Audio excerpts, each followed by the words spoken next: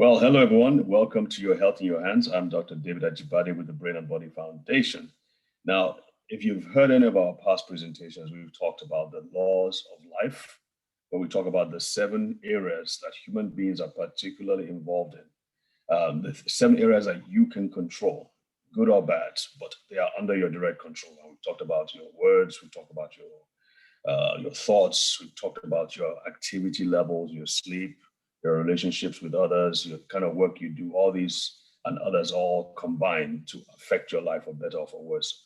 But one area that we talk about probably more than ever is the 4th law, which specifically says the quality of your life or the quality of your health is dependent on the quality of the foods that you put in your mouth, the foods and drinks, in general, what you put in your mouth and you swallow. That, in my opinion, is probably one of the most powerful influences on your body, not just on your body, but on your brain and on your emotions and your thoughts and so on and so forth. And unfortunately, people tend to overlook that law and therefore pay for it eventually. When they get to their 40s and 50s, they begin to see problems begin to arise. Well, it's because of all the carelessness that has happened in the past. So it's always important, and that's why I talk about nutrition and I talk about supplements so much, because this is probably the fastest way to address your health, whether it's losing weight, whether it's thoughts, process problems, whether it's energy levels. All of these are affected to some degree or the other by what you put in your mouth and how that is processed. So we are really, really, really privileged today to have on the show Dr. Alexander Edionwe, who is a retired professor of nutrition and hospitality management, amongst other things. Welcome to the show, sir. Thank you. I really appreciate you making it happen. I know these are busy times. Yeah. But tell us about you. Let's have a brief idea of who you are, what you do, and some of your interests going forward before we get into the whole topic about nutrition. Okay.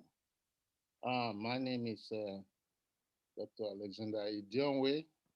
Well, from Nigeria, but resident in the United States. As he introduced me earlier, yes, was a professor, still a professor because I have a private practice here in the area of nutrition in general, animal nutrition as well as human nutrition, and also hospitality management.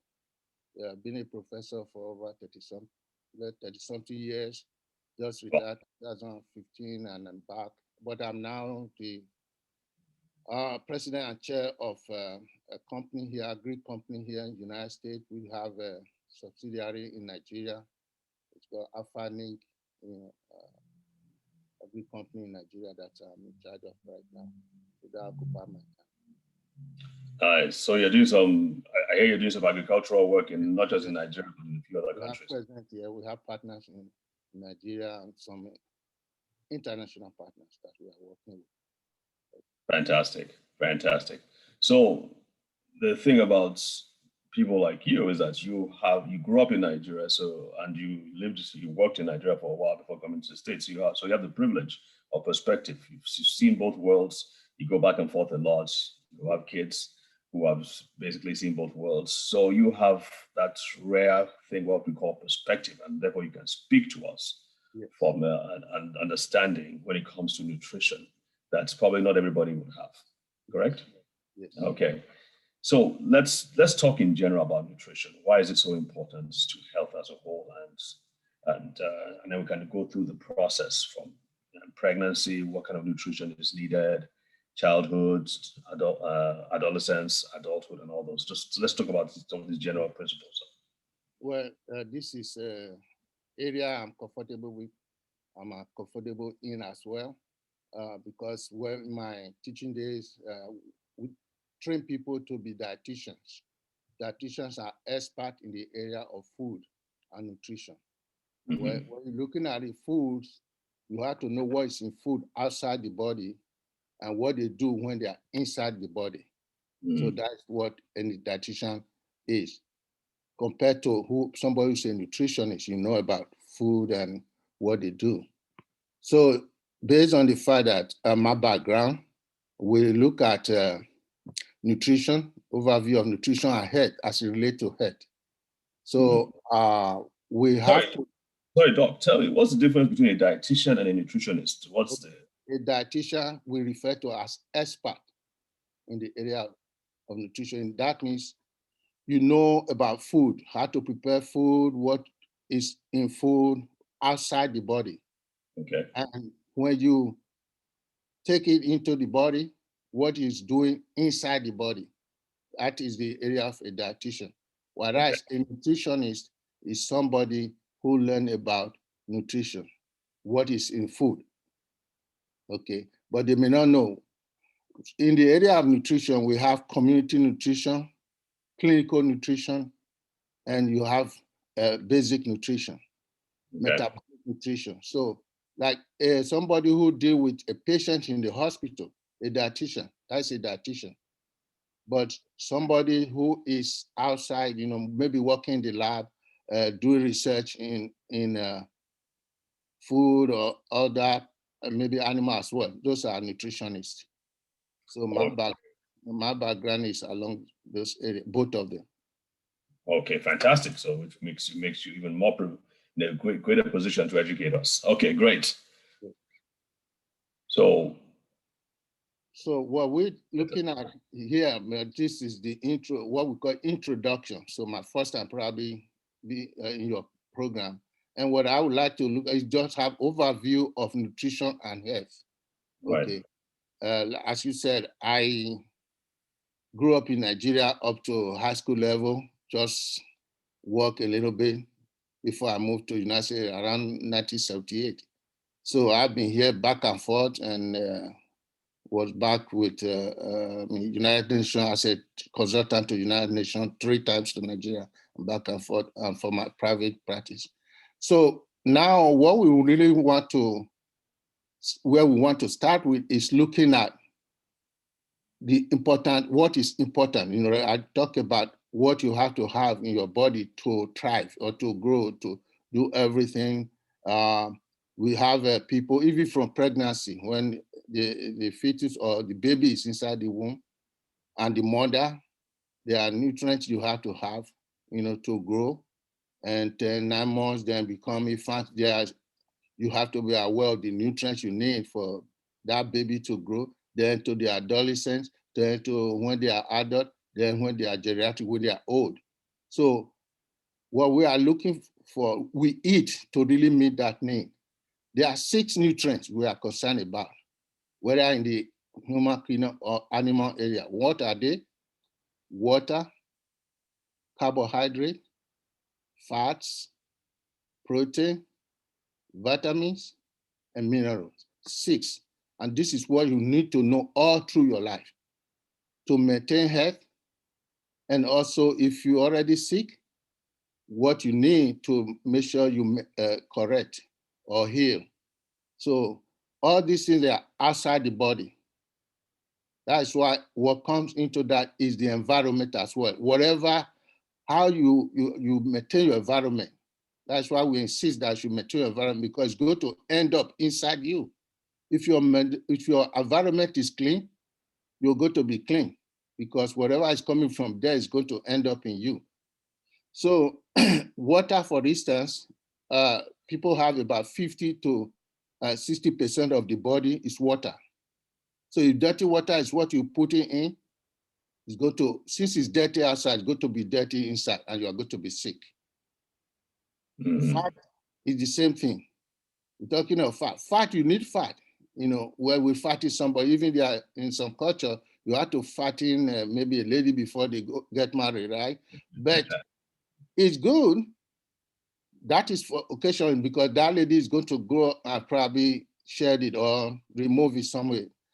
If you are somebody who's very active and you eat food a lot, then you accumulate fat or put a lot of fat in the body. That's why you go to exercise. Why? Because there's a point where the fat will now work against you, because it's going to contract your vein, and even you have a high cholesterol in it, then go to block it. It's going to lead to a lot of disease. If we have time later, we will talk more about that. talk of protein. Okay, protein for growth. You need that to grow, but there are also enzymes inside you that need that same protein to grow, to do the work they are doing inside the body, what we call metabolic breakdown and building up of things inside your body so that you can grow. And also all these enzymes need that, they are protein, they need it. Then we talk of vitamins, okay? We need energy. Energy you use to do work, move around, anything, maybe you're in farm. So vitamin, they are involved in with this enzyme to carry out the function of the body. Then the last one is minerals. Minerals also take a part. For instance, you talk of hemoglobin, which is the blood that moves things around the body, all the nutrients to go to the cells to use it. You need some minerals. Hemoglobin needs iron inside it. So sometimes if you are low in iron, then you have the problem where we talk about, iron-related problem. So that is why we look for food to supply all these needs for the body to carry out the work that is required so that we can, live a healthy life. That's why we cannot separate health from nutrition, which is what you eat. You are what you eat. It's a common saying. So when we are looking at nutrition here, I mean, in Nigeria or any part of the world, that is how you look at it. So that before you put it in your mouth, you should know what is going to happen. Right. If you are eating junk food, then you cannot expect your body, to be doing very well when what you are putting in is not something that will help the body to function properly. Absolutely. So we're going to take a quick break now, and then we will be right back. And then we're going to get into, hopefully we'll start talking about specifics when we get back. So folks, do not go away. We'll be right back. Okay.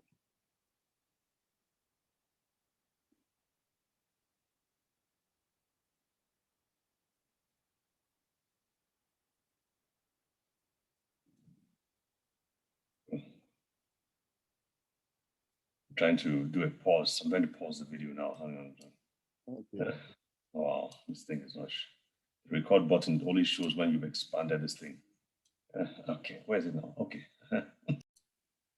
Welcome back, folks. All right. I love this quote. It says this. It says, "It's not what you eat that's killing you, it's what you don't eat." And I think that was actually by a vet doctor, but I think it applies. I believe it applies to humans as well. Many times we're told, oh, don't eat junk food, don't eat this, to remove salt from your diet and all those things. And that's important. But you can't really have a healthy life or a successful life just by avoiding the things that you're not supposed to do. You get healthy, you get strong, and you have a successful life by doing the things that you're supposed to do. And those things, the knowledge of those things are not usually apparent because there's a lot of junk out there on the internet, on the TV, on news and everything. They're telling you all kinds of different things. So it's really always a good thing to be able to have specifics to have people know exactly what to do in certain situations, especially where food is concerned. And that's why I'm happy to have Dr. Edionwe on the show today. So, Doc, let's talk about this. Let's talk about life. You mentioned life cycle nutrition. You want us to start with pregnancy? Well, yes, we started with that. And because we are looking at life cycle, when you are looking at this food, we're also looking at geographical location. Where are you located? Okay. Especially in Nigeria, for instance, people in the north may eat use the same, ingredients, but do it different ways compared to the south, east, west. But we use the same. We have everything, and they are coming from the earth. So food preference or food choices is very important when we're talking about nutrition. For instance, we talk about preference. We talk about where you are, indigenous food or something like that. Habit. Most people are always in a hurry because all they do, they just grab whatever comes to. People maybe because of their position or lack of fun, whatever what we call junk food, it may not be junk at a point if you really regularize it or you eat it the way it's supposed to. Moderation is very important. Okay.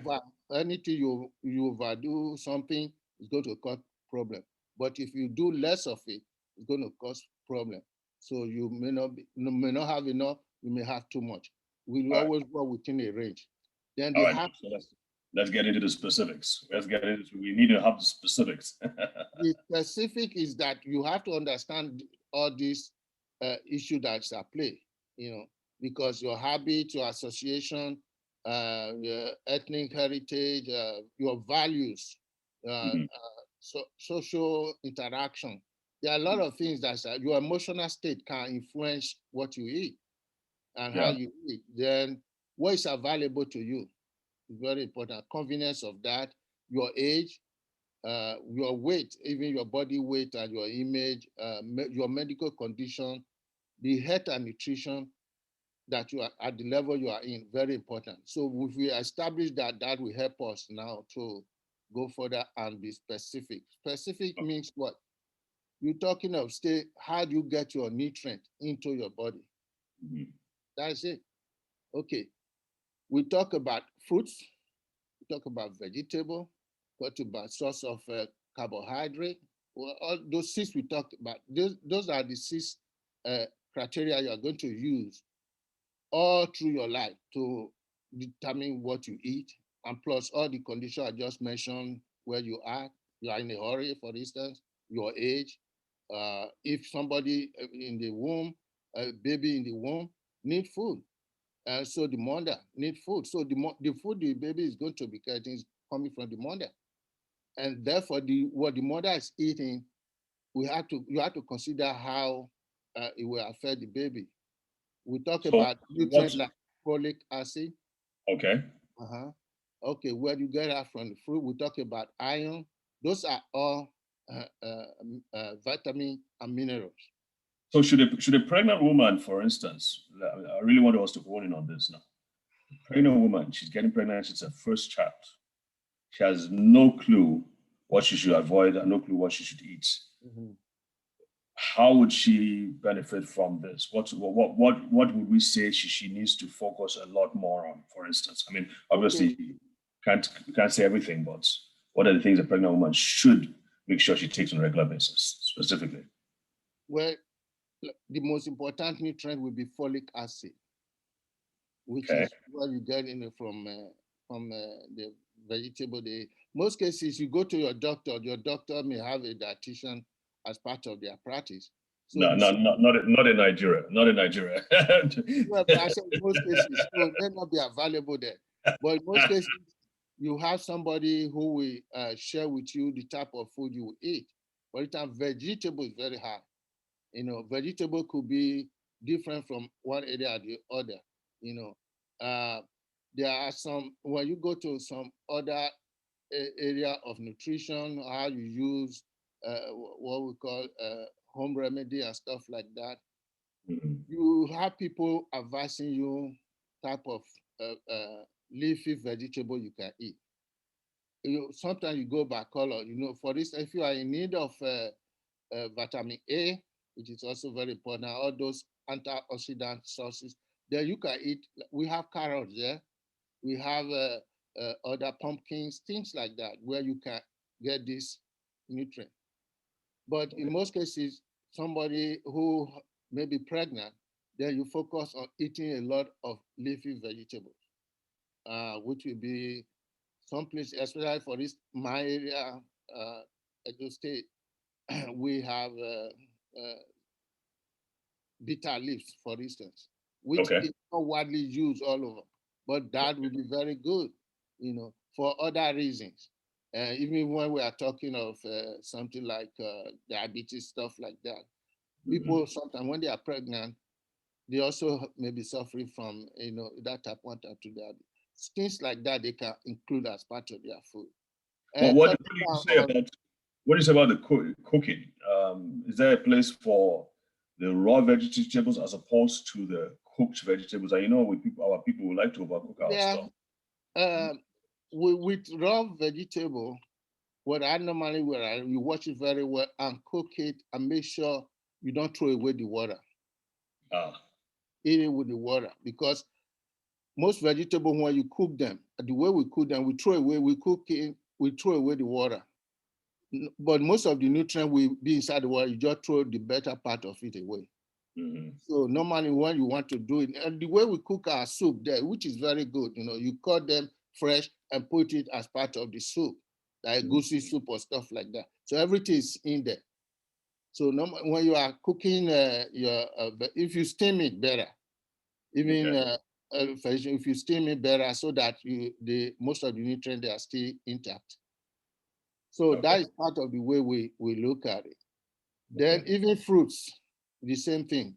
You can make a salad out of them, or when you cook them, don't throw away the water. Make sure you cook in a way that you steam it. If you have to cook it, make sure you incorporate the water with whatever you're going to do with it. Okay. That's very acceptable for the reason I gave, that most of the nutrients in the water, you dump it if you don't make it a part of the final product.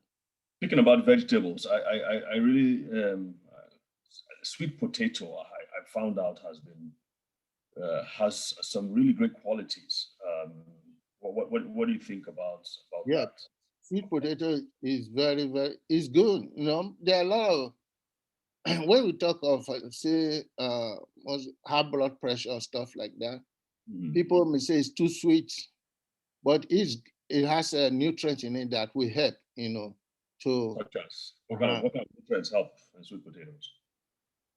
It's starchy. It has starch, but also have other nutrients in it that will help make the vein or something like that. What causes high blood pressure, for instance, is when the vein is kind of hardened. It cannot spread enough so you have more blood fluid or something like that, the serum in the fluid and all that, then it cannot open enough to force the flow through. So there's resistance. And that's why if we're really talking of, say for instance, high blood pressure, we have what we call hepatic portal vein, which is the vein that conducts nutrient from GI tract, which is when you digest it, then go through there to go to the liver. The liver will work on before it enters the blood circulation.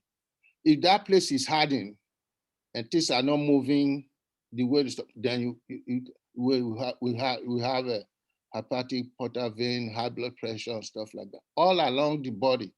Wherever there's that resistance, that's what we cause it. So sweet potatoes can help in that. Can help. But again, remember with your moderation, everything you do in moderation, combine it with something else. So let's talk about eggs, for instance. Are eggs good for pregnant women to be taken? Yes. Why? Okay, we're talking, for instance, the yellow in egg, you have iron there. Okay, the white also high in protein. Where a baby growing in the womb, they need protein to grow. Yes. So if you take egg, again, the blood is also responsible for conveying the nutrient from the mother to the baby. Yes. Through the placenta, but their blood don't mix.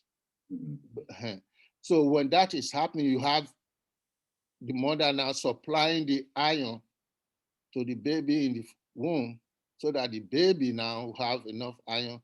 Iron is very important as part of hemoglobin that helps in conveying all these nutrients all over the body, things like that. I'm bringing up egg because in some traditions and some cultures, they say if you give a child egg at a young age, or give the mother egg at a young age, what happens? The child begins learns how to. I don't know what they say in your own part of the world, but I've heard some crazy things like the child learns what wants to steal, or I mean, what do they say in your part? It's I'm laughing because when I was growing up, I remember these guinea fowl eggs.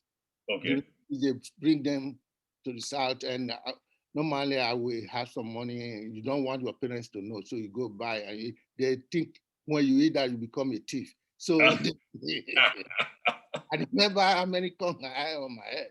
So it's so that just brought it to my mind. No, even some said gizzard, chicken gizzard. If that guys that give you propensity of becoming a thief or something like that because your egg is very good. Who? I mean, if we really look at it, in the life cycle, where do you really need the egg the most? Where is growth?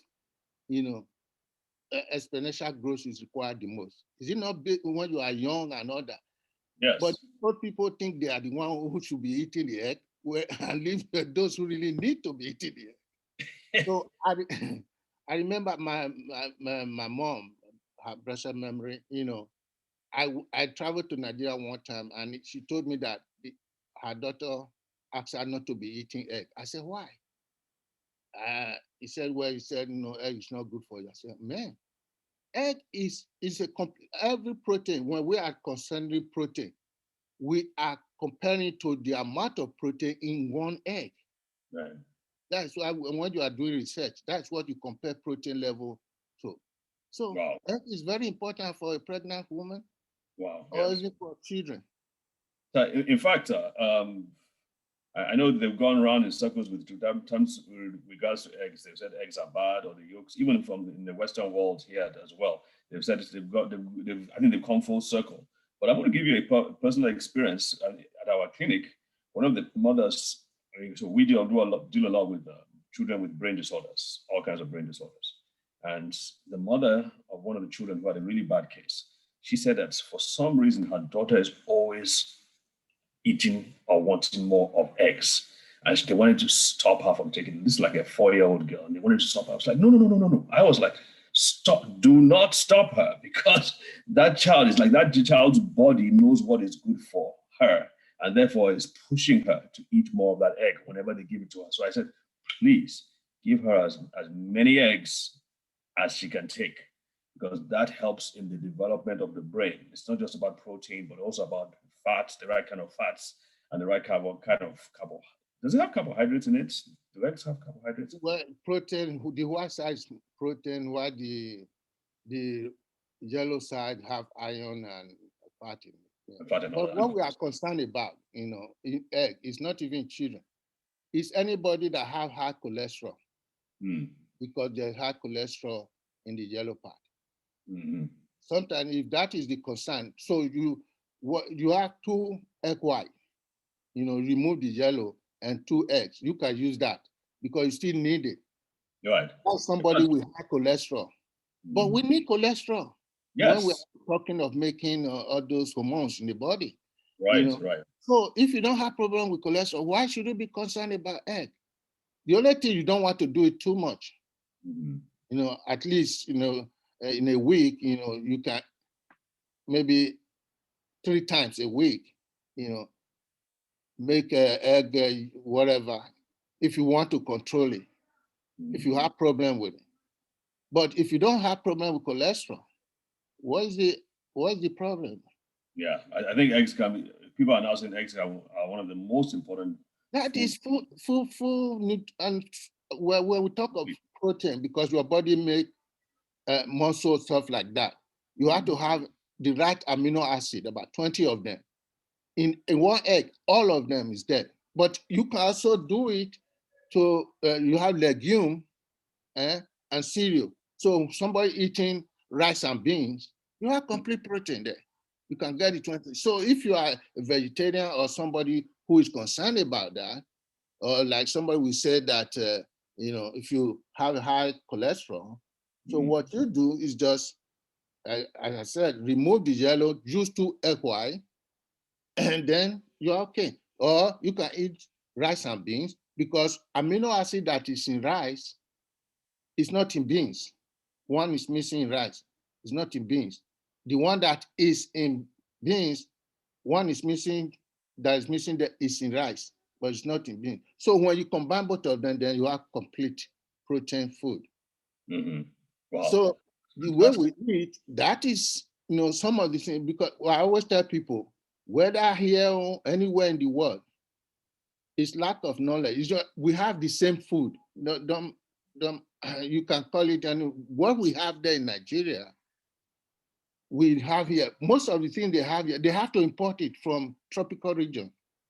And most of the like fruits or some we do that is doing well here in a temperate region. You can, that's why everything is moving around. So there's no food anywhere that is not in Nigeria or in Africa, or there's no food, any item that is that place that is not here. It may do well based on the climatic region, but you can still produce it wherever you are. Yeah, but let's be realistic, Doc. You know, all the foods that are available in the US may be available in Nigeria, but it's a question of access. So these things are super expensive unless we're cooking them, unless we're growing them in our backyards. Why is this expensive? Don't we have farm? That's what I'm saying. That's unless we are growing them in our farms. That's when it's yeah. If I go to the farmer's market and get it, those things are super expensive. Yeah. The typical example is avocado, which is very, very healthy. But an avocado here in the US is like $4.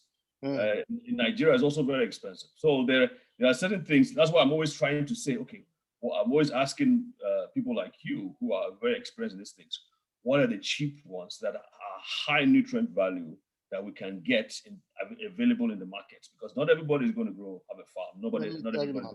My brother, you know, yes. I think the pendulum is swinging back.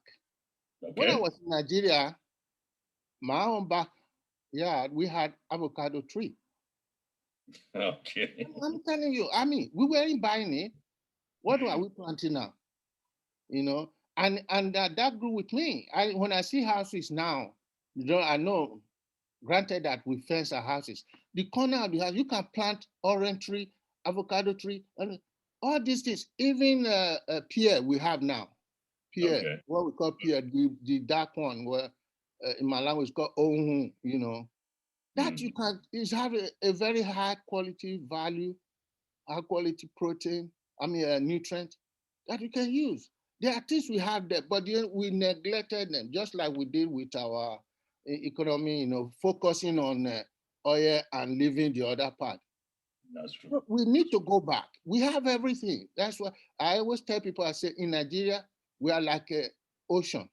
There's water everywhere, but not to drink. Right? Because right now, even in the ocean, there are technology you can use to refine the water and make it a drinking water.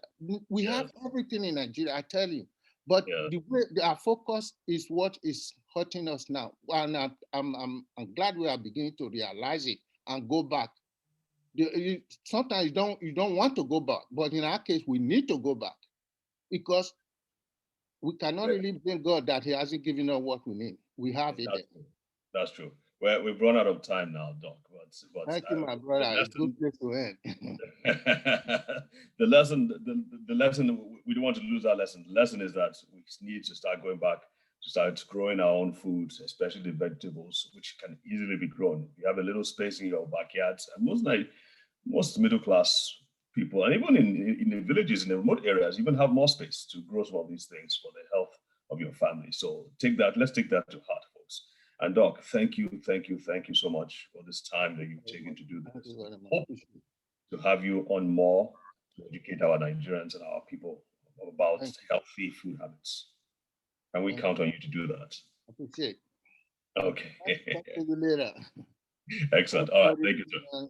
Thank you for watching our program today. God bless you. Thank you. God bless, folks. And of course, you can watch these programs later on and on our website and of course on the NTA website. Our website is brainandbodyfoundation.org. Till then, stay safe and see you next week.